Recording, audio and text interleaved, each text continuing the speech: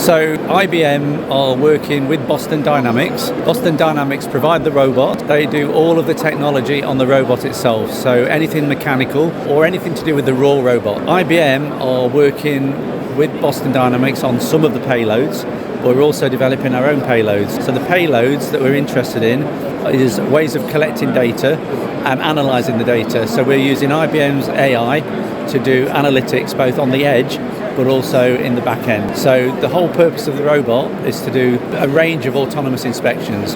We want to put the robot into environments where humans wouldn't normally be, or where humans need some assistance.